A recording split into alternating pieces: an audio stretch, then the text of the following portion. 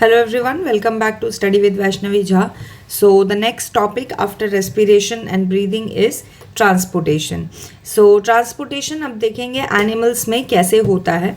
तो अगर हम बात करें इस टॉपिक की तो इसके अंदर देखिए कुछ बड़ा ही इम्पॉर्टेंट ये टॉपिक है आपका और इसके अंदर देखिए सबसे पहले आता है कि ट्रांसपोर्टेशन एक्चुअली में है क्या. इसको आप थोड़ा सा रिलेट करिएगा जैसे अगर हमें कहीं पे जाना है, if we have to go somewhere, तो हम क्या करते हैं कि सबसे पहले हम कोई पब्लिक जो भी पब्लिक ट्रांसपोर्ट है वो लेंगे या अपना व्हीकल लेंगे जो भी, तो उसे लेके हमें चाहिए. अब गाड़ी है तो एक रोड भी चाहिए, रोड होगी तो रोड पे ही गाड़ी चलेगी. Now if we talk about some public transport तो क्या होता है, जैसे मान लो एक बस है तो उसका एक स्टॉप होता है. उस स्टॉप पे मतलब कई सारे स्टॉप्स होते हैं और उन हर एक स्टॉप्स पे कोई कोई चढ़ता है, कोई कोई उतरता है, जिसका जिसका डेस्टिनेशन आ जाता है. एंड उसके बाद जो बस है वो एक रोड पे चलती है. There has to be some specific road और रूट जिसके ऊपर की आपका वो बस ट्रैवल करेगा.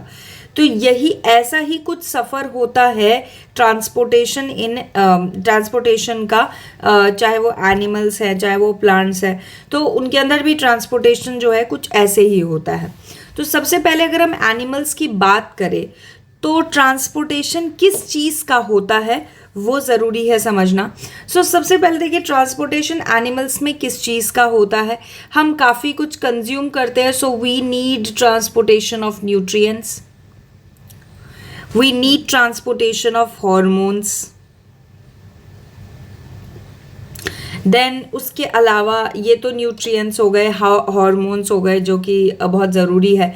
Then apart from that oxygen जो हमारे हर एक ऑर्गन को चाहिए, तो उसका ट्रांसपोर्टेशन भी बहुत ज़्यादा ज़रूरी है. Then after that carbon dioxide जो कि हमारी बॉडी एक्सहेल करेगी, तो वो भी पूरी बॉडी में ट्रैवल करता हुआ कार्बन डाइऑक्साइड आता है. देन उसके बाद सम नाइट्रोजनस वेस्ट जो कि पहुंचेगा किडनी तक, all the way long travel करके. Nitrogenous waste that is also very much required right for transportation. तो कुछ चीज़ें हैं ये जो कि ट्रांसपोर्ट होती है, जिसका ट्रांसपोर्टेशन होता है हमारी बॉडी में. अब कौन करता है ये ट्रांसपोर्टेशन? ये तो हो गए पैसेंजर्स, ठीक है, जिन्हें ट्रैवल करना है एक जगह से दूसरी जगह. अब ट्रैवल तो इन्हें करना है, इनका अपना अपना स्टॉप भी होगा, लेकिन इन्हें कैसे मतलब ये कैसे आगे चलते हैं. जैसे हर बस का एक बस अड्डा होता है, मतलब जैसे जहाँ से वो बस ओरिजिनेट होती है, स्टार्ट होती है चलना, एंड एट द एंड वहीं पहुँचती भी है.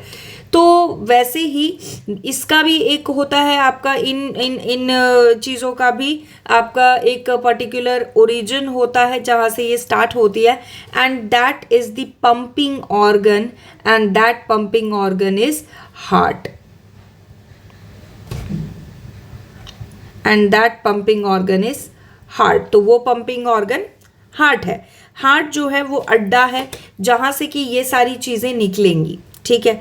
अब ये सारे मतलब कहने का ये मतलब हुआ कि एक जैसे बस अड्डा है और उस बस अड्डे पे पैसेंजर्स वेट कर रहे हैं कि बस आएगी तो हम जाएंगे.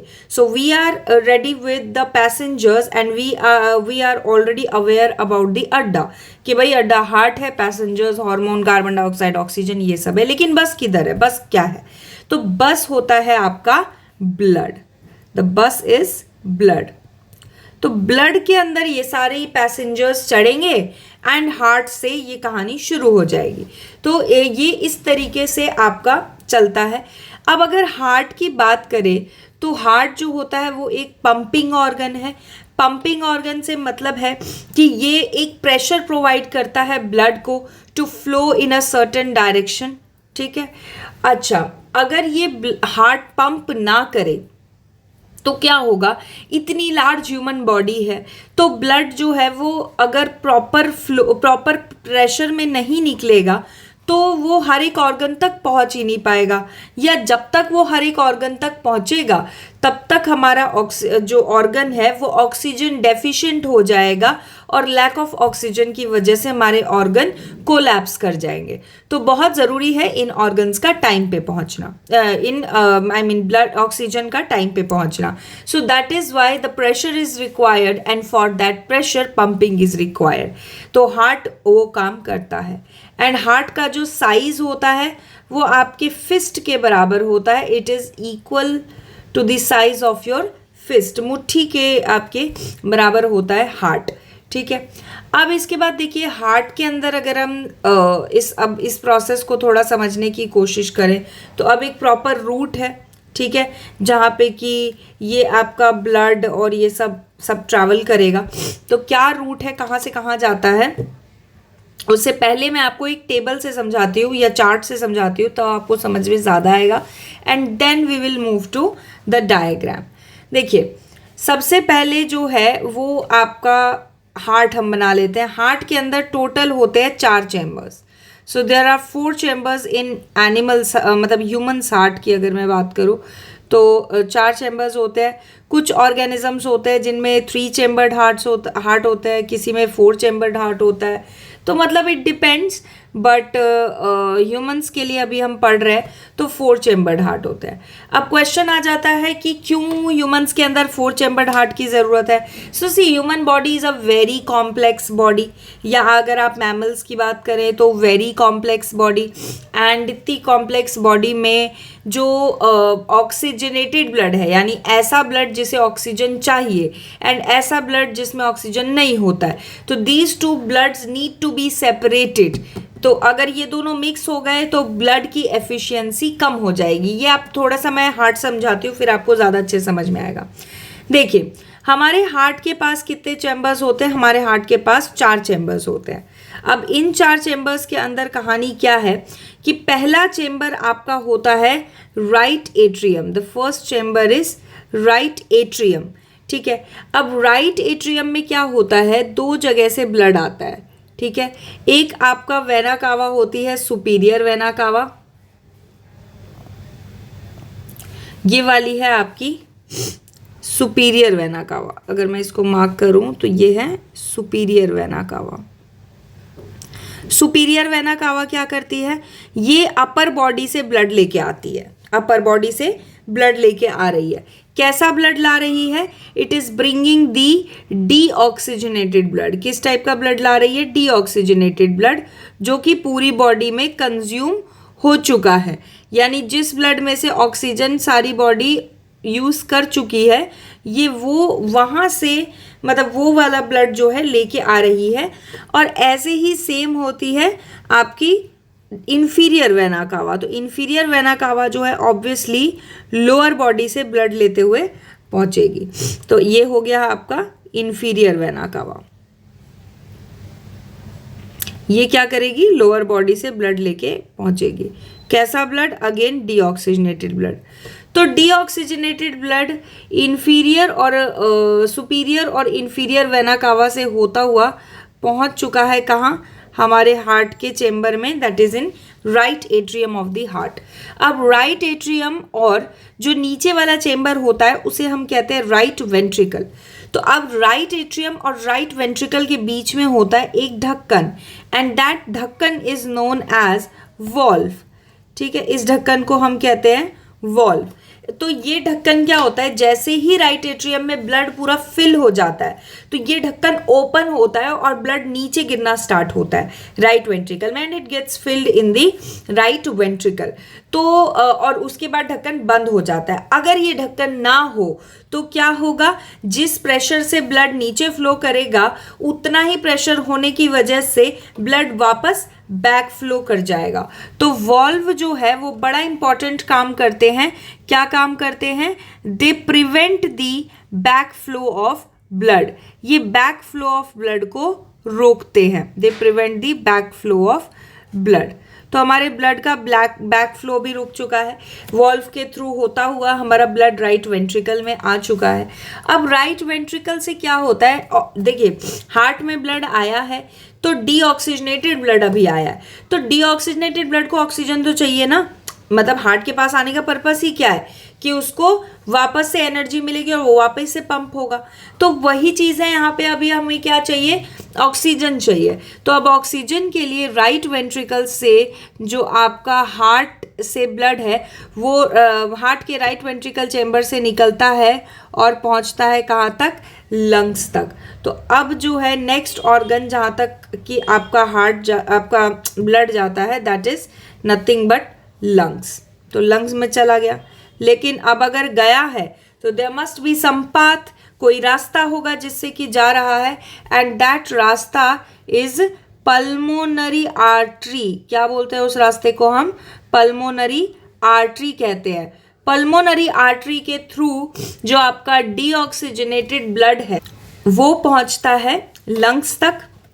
एंड देन लंग्स में क्योंकि हमने ब्रीद इन किया है तो हमारे ब्लड में, यही ब्लड जो है एल्वियोलाई के ब्लड वेसल्स पे आया था।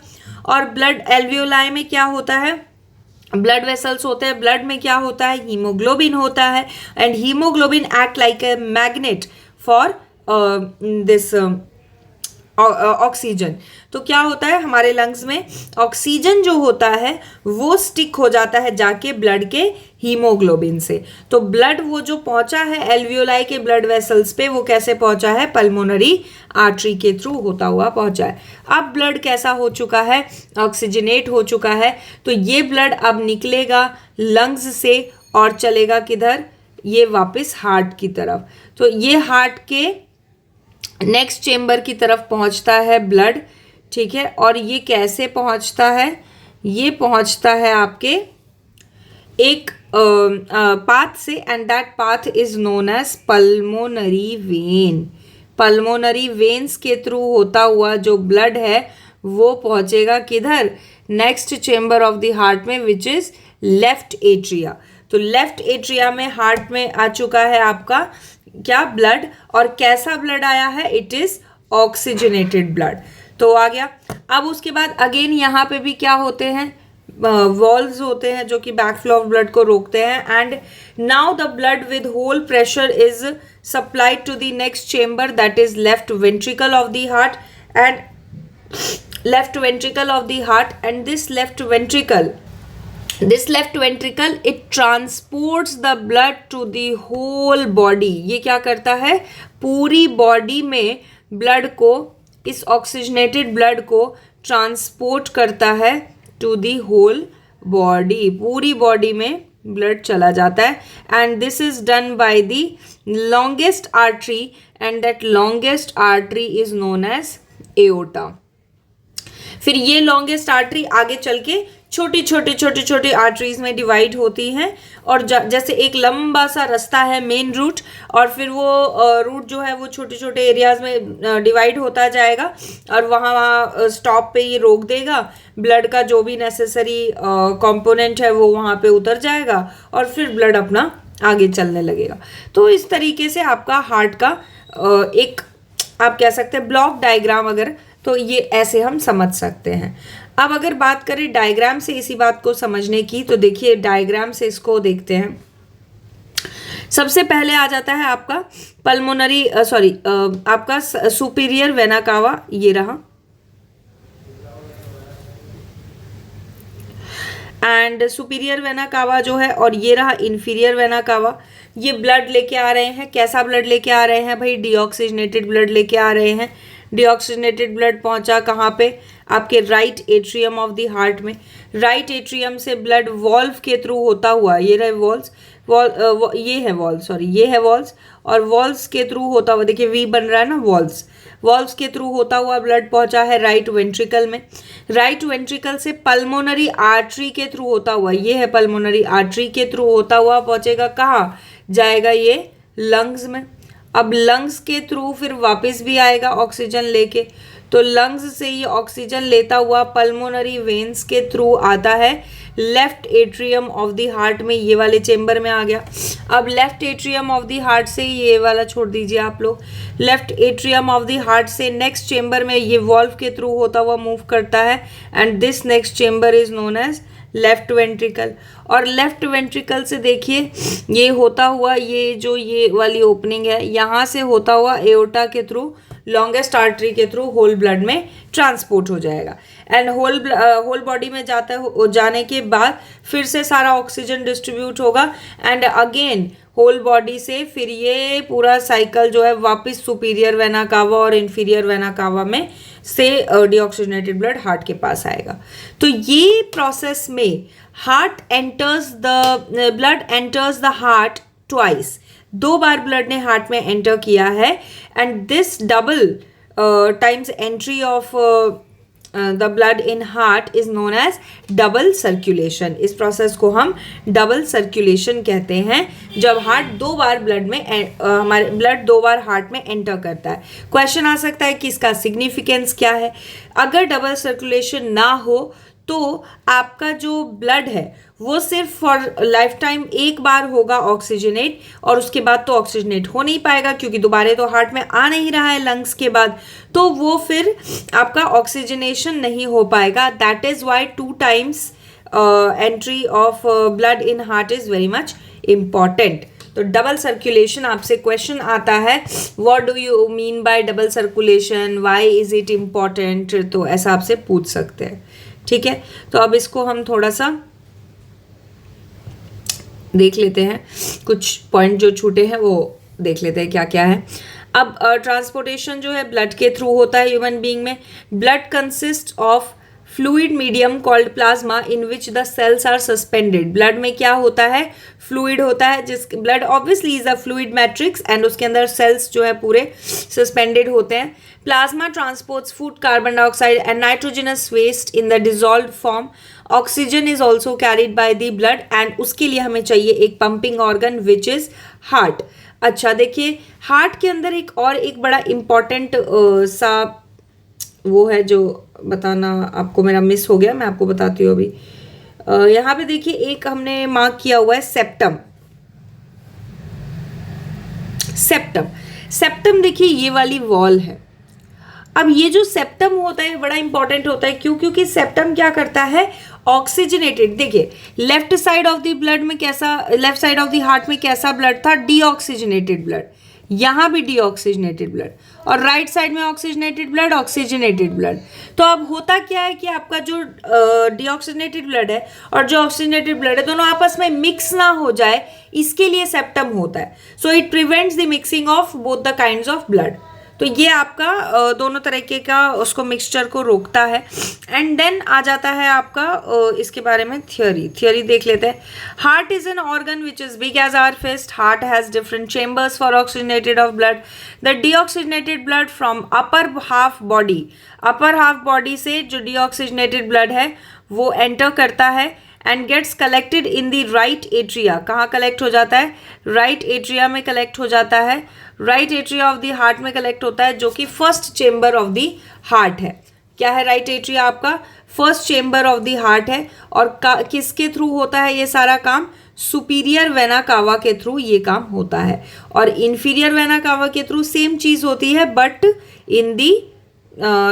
Through the lower body of the heart. वो ब्लड जो है लोअर बॉडी से होता हुआ फिर पहुंचता है।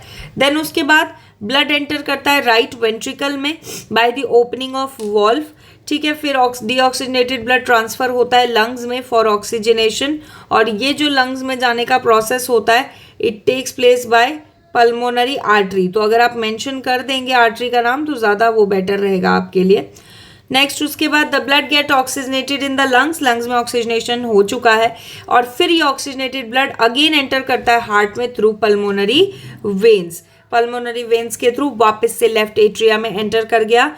The blood is then pass to the left ventricle. Again valve खुलते हैं, ढक्कन से ब्लड नीचे आता है, एक प्रेशर क्रिएट होता है, और वो प्रेशर बिल्डअप होने के बाद लेफ्ट वेंट्रिकल से फुल प्रेशर से होता हुआ एओर्टा के थ्रू ब्लड जो है फुल बॉडी में सप्लाई हो जाता है।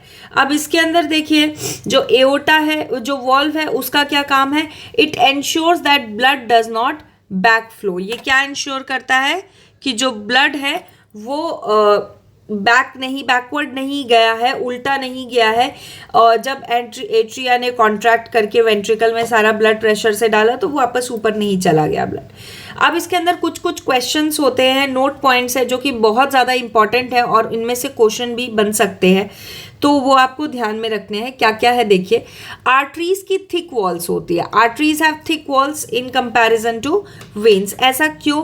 क्योंकि आर्टरीज जो है वो ब्लड को हार्ट से ऑर्गन्स तक लेके जा रही है और जाते वक्त प्रेशर ब्लड का बहुत ज़्यादा होता है इन कंपैरिजन। देखिए इसको ऐसा समझिए ना कि आप मतलब सारे ऑर्गन्स के पास, हार्ट के ऊपर क्या प्रेशर है भाई, सारे ऑर्गन को ब्लड देना है तो उसको उतना प्रेशर देना पड़ेगा ब्लड को। जब प्रेशर हाई होगा तो walls need to be strong ताकि वॉल्स बर्स्ट ना हो जाए ब्लड के प्रेशर से।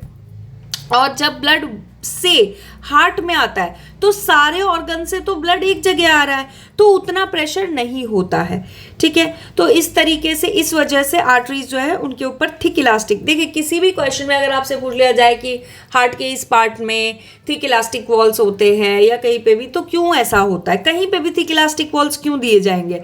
बिकॉज वहाँ पे किसी चीज़ का फ्लो बहुत ज़्यादा प्रेशर में होगा और उस प्रेशर के वजह से वॉल्स ना बर्स्ट हो, उसकी वजह से ही थिक इलास्टिक वॉल्स होंगी।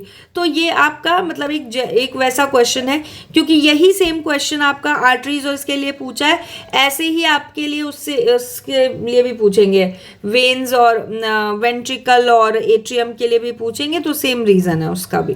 देन आर्टरीज सप्लाई करती है ब्लड को away from the heart. Veins जो है, वी से वेन्स, वी से वापस लाना, तो वेन्स ब्लड को वापस हार्ट के पास लेके आती है। एंड कैपिलरीज क्या होता है, देखिए जो एट्रिया है आपका, एट्रिया क्या करता है, जैसे atria, aorta is the longest artery, तो एओर्टा जो है वो छोटे छोटे पार्ट्स में डिवाइड हो जाएगा, कहाँ कहाँ ऑर्गन है वहाँ उस हिसाब से।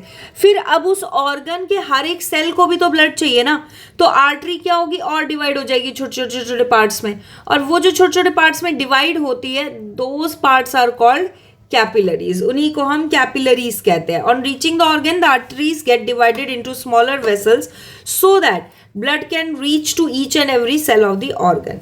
And last but not the least is double circulation of the blood. इसमें blood twice enter करता है हार्ट में। आपसे पूछा जाता है क्या होता है double circulation, why is it important? It is important because if double circulation is not there, then the blood cannot get oxygenated. So for oxygenation of blood, every time the blood needs to enter the heart twice. तो ये चीज़ आपका important हो जाता है double circulation. और जब आप double circulation की डेफिनेशन लिखते हैं तो कई बार बच्चे लिखते हैं the blood enters the heart twice and therefore it is double circulation. No, right down कि वो 2 बार कब कब एंटर कर रहा है। 1 नंबर का ये क्वेश्चन है, तो अगर आपको बताना है कि 2 बार एंटर कर रहा है तो नाम से ही पता चल रहा है। किसी बच्चे को अगर नहीं भी आएगा तो वो इतना तो लिख ही देगा कि double circulation means 2 times entry of blood, but कहाँ कहाँ एंट्री पॉइंट्स है, क्यों वो ब्लड जो है कहाँ से एंटर कर रहा है हार्ट में 2 बार, किस पॉइंट पे 2 बार एंटर कर रहा है, तो वो आपको बताना ज़रूरी है, राइट।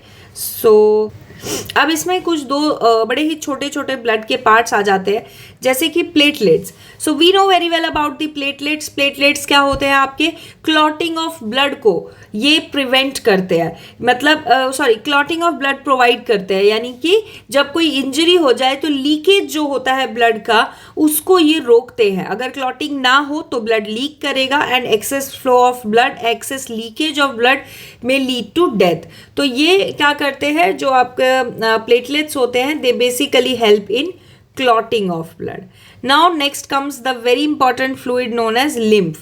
लिम्फ क्या होता है, ये भी एक टाइप का फ्लूइड होता है, जो कि क्या होता है, कई बार सेल्स के अंदर पोर्स होते हैं, तो जब सेल्स में ब्लड जाता है तो उन पोर्स के थ्रू बाहर निकल के सेल्स के इंटरसेलुलर स्पेसेस में स्टोर हो जाता है, और वहाँ पे रहते रहते उसका हीमोग्लोबिन तो कंज्यूम हो जाता है, तो रेड कलर जो है वो खत्म हो जाता है और वो एक कलरलेस टाइप का फ्लूइड हो जाता है, जिसके अंदर क्या होता है, प्लाज्मा होता है, प्रोटीन्स होता है, ब्लड से तो बना ही है। तो ये सारी चीज़ें उसमें स्टोर होने की वजह से ये बड़ा ही न्यूट्रिशियस आप कह सकते हैं ये फ्लूइड होता है। और ये क्या कैरी करता है, ये डाइजेस्टेड और एब्जॉर्ब्ड फैट को कैरी करता है फ्रॉम इंटेस्टाइन, और साथ ही ये एक्सेस अमाउंट ऑफ ब्लड को ब्लड में रिलीज भी करता है। तो ये हो गए आपके ट्रांसपोर्टेशन इन एनिमल्स का एक पूरा टॉपिक। इसके अंदर एक बहुत इम्पॉर्टेंट पैराग्राफ भी है एनसीईआरटी में मेंशन्ड, जो कि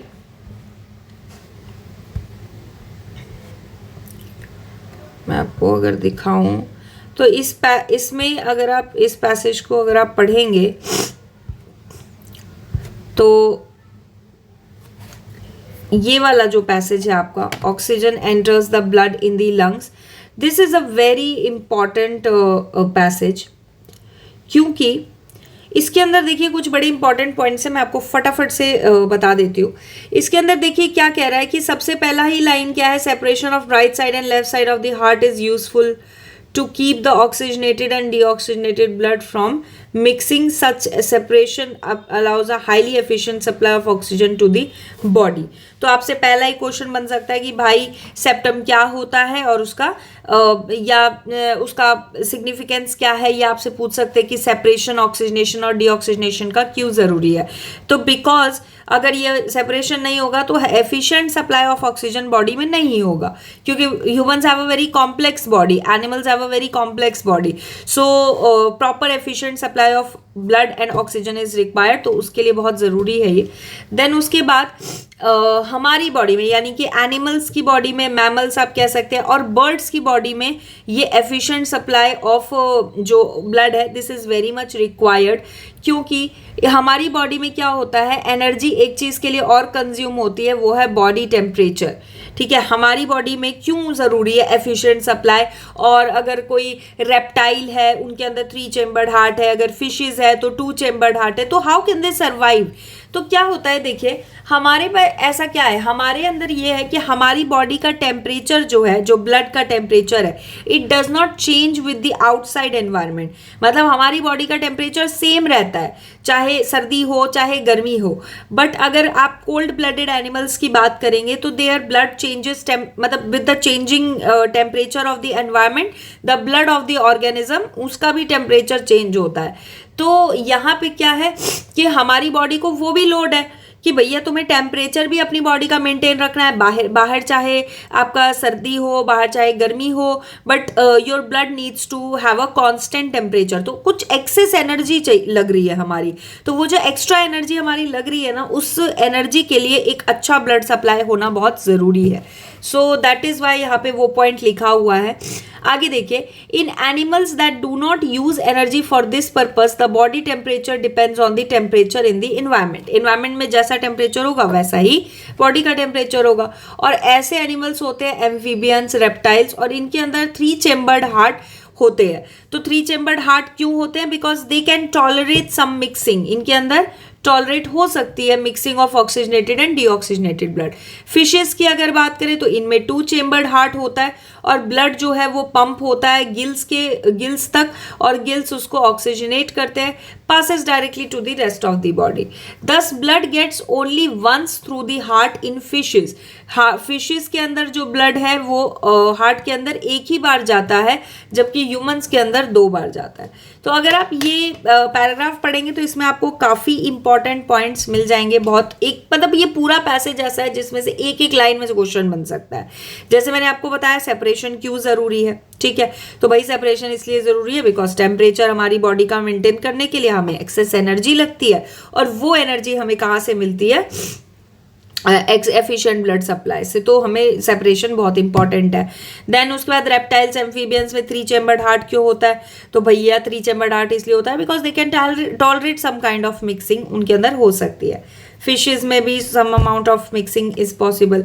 फिशेज में एक बार हार्ट के अंदर ब्लड जाता है और मैमल्स में 2 बार जाता है। तो ये चीज़ें जो है बड़ी इंपॉर्टेंट है। आपको 1 मार्कर क्वेश्चन में भी आ सकता है कि which of the following statement is correct, और वैसे भी यहाँ पे अगर आप इस पैसेज की बात करें तो इसमें वो वाला पॉइंट था अभी जो नोट्स में मैंने आपको दिखाया था कि आर्टरीज की थिक इलास्टिक वॉल्स क्यों होती है, तो वो आपको बताया हुआ है यहाँ पे कि ब्लड जो है वो हार्ट से निकलता है तो उसका प्रेशर बहुत ज़्यादा होता है, एंड आर्टरी, उसकी वजह से आर्टरीज की थिक इलास्टिक वॉल्स होती है, जबकि वेन्स जो है वो ब्लड को कलेक्ट करते हैं फ्रॉम डिफरेंट ऑर्गन्स और उसको वापस हार्ट के पास लेके आते हैं, तो उनको थिक वॉल्स की ज़रूरत नहीं होती because the blood is no longer under pressure. तो ब्लड को एक ही डायरेक्शन में उस टाइम पे फ्लो करना रहता है, तो इस वजह से क्या होता है, उतना प्रेशर होता नहीं है। अब इसके अंदर एक और चीज़ दे रखी है कैपिलरीज के बारे में, कि भाई जो आर्टरी है वो डिवाइड होती है छोटे छोटे पार्ट्स में, ताकि ब्लड जो है वो एक एक इंडिविजुअल सेल को सप्लाई हो सके। तो वो जैसे आप समझ लीजिए कि टीचर क्लास में 40 बच्चों तक पहुंच नहीं सकती है, तो वो ग्रुप लीडर्स बना देती है, हर छोटा छोटा 4-5 बच्चों का ग्रुप बना के ग्रुप लीडर बना देती है, भैया तुम कॉपी दे देना सबकी। तो यहाँ पे क्या होता है, वही जो छोटे छोटे ग्रुप लीडर, ताकि हर एक बच्चा जो है वो कॉपी सबमिट कर दे, हर एक बच्चे का काम चेक हो जाए। तो वैसे ही कैपिलरीज भी होती है। और ये जो होती है कैपिलरीज, इनका साइज जो है एक सेल जितना ही थिक होते हैं ये, और बेसिकली ये काम करते हैं, ये एक्सचेंज ऑफ मटेरियल करते हैं between blood and the surrounding sales. और जो ये कैपिलरीज होते हैं ये ज्वाइन करते हैं together to form veins that convey the blood away from the organ. जैसे आर्टरीज डिवाइड हुई, कैपिलरीज ज्वाइन होंगी तो वेन्स बन जाएगी, क्योंकि वो फिर ज्वाइन होके ब्लड को आगे भेजेंगी वापस जाने के लिए। तो ये कुछ इंपॉर्टेंट मतलब पार्ट्स थे आपके इस चैप्टर के, जो कि एनसीईआरटी की लाइंस आपको मालूम होनी चाहिए, जो पेपर में क्वेश्चन आता है। फिर ये ब्लड प्रेशर से रिलेटेड भी क्वेश्चन आ जाता है कि भैया ब्लड प्रेशर को मेजर करने के लिए डिवाइस कौन सा यूज़ होता है, तो that device is known as sphygmomanometer. ये रहा नाम इसका, स्पेलिंग बहुत अच्छे से देख लीजिए। देन उसके बाद ये जो ब्लड प्रेशर होता है, the pressure of blood inside the artery during the ventricular systole. जब भी आपका जो वेंट्रिकल्स होते हैं, ठीक है, वो जब कॉन्ट्रैक्ट करते हैं, वेंट्रिकल जब कॉन्ट्रैक्ट करता है तो उसे हम सिस्टोल कहते हैं, और उसकी वजह से जो प्रेशर बनता है दैट इज सिस्टोलिक प्रेशर। और जो प्रेशर आर्टरी में क्रिएट होता है, जब आर्टरी मतलब कॉन्ट्रैक्ट करती है, pressure in the artery during ventricle relaxation, जब वेंट्रिकल रिलैक्स होता है तो आर्टरी कॉन्ट्रैक्ट, देखिए वेंट्रिकल ढंग से है, आर्टरी कॉन्ट्रैक्ट कर रही है, तो आर्टरी कॉन्ट्रैक्ट करेगी तो अब ब्लड नीचे आ गया वेंट्रिकल्स में, तो अब वेंट्रिकल्स जो हैं वो जब कॉन्ट्रैक्ट करेंगे तो ब्लड आगे पहुंचेगा। तो ये क्या होता है, जब आर्टरी ने कॉन्ट्रैक्ट किया है तब आपका डायस्टोलिक प्रेशर है, और जब वेंट्रिकल्स कॉन्ट्रैक्ट कर रहे हैं तब सिस्टोलिक प्रेशर है। और इसी प्रेशर का जो रेशो होता है उसी को हम क्या कहते हैं, ब्लड प्रेशर कहते हैं। The normal systolic pressure is about 120 mmHg and diastolic pressure is 80 mmHg। तो इसी का प्रेशर जो है वो क्या होता है आपका ब्लड, इसी का रेशो, इन दोनों को अगर हम डिवाइड कर दें तो हमें मिल जाएगा ब्लड प्रेशर, विच इज कितने तेजी से ब्लड आपके आर्टरीज में जा रहा है, and they do not burst your veins, उसका जो प्रेशर है, इसीलिए वो ब्लड प्रेशर मेजर करते हैं। अगर हाई है तो उसको हाइपरटेंशन भी कहा जाता है, ठीक है। तो वो रप्चर कर सकती है आर्टरी को, इंटरनल ब्लीडिंग हो सकती है और इससे नुकसान हो सकता है। तो these statements and these things are very much important in your NCERT. तो एनसीईआरटी भी पढ़नी बहुत ज़रूरी है, खास करके जो एक्स्ट्रा पैराग्राफ है। इस पैराग्राफ में तो वही है जो आपको मैंने पढ़ाया है, आप एक बार खुद से इसको पढ़िएगा ज़रूर। और and that's it with the topic transportation in animals. In next video we will look to the next topic, that is transportation in plants. वो भी छोटा सा topic है, so let's see each other in the next video. Bye bye, take care.